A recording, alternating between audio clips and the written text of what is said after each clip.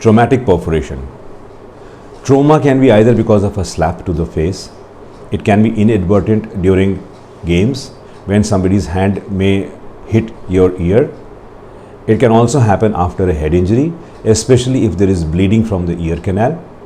And it can also happen after blast trauma, particularly if you are in the vicinity of some very loud sound as related to bomb blast or some IED explosive blasts.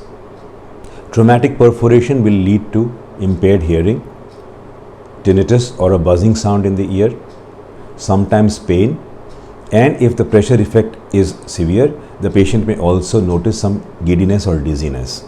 At the first suspicion of this kind of an injury, one must visit an ENT specialist as soon as possible.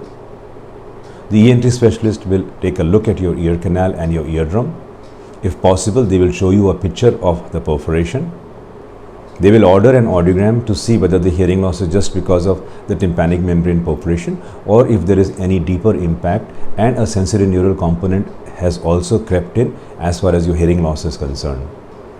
If necessary, the ENT specialist may clean your ear if there is some debris from outside which has fallen into the ear canal.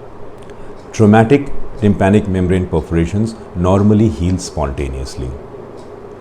The golden rule for treating a traumatic membrane perforation is to leave it alone.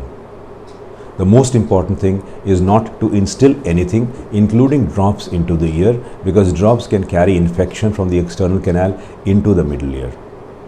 As long as you do not cause any infection, the membrane will heal on its own. It has enough capacity to do that.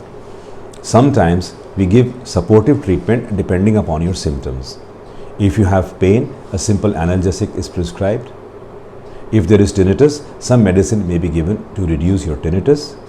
The accompanying giddiness or vertigo can also be treated with simple drugs.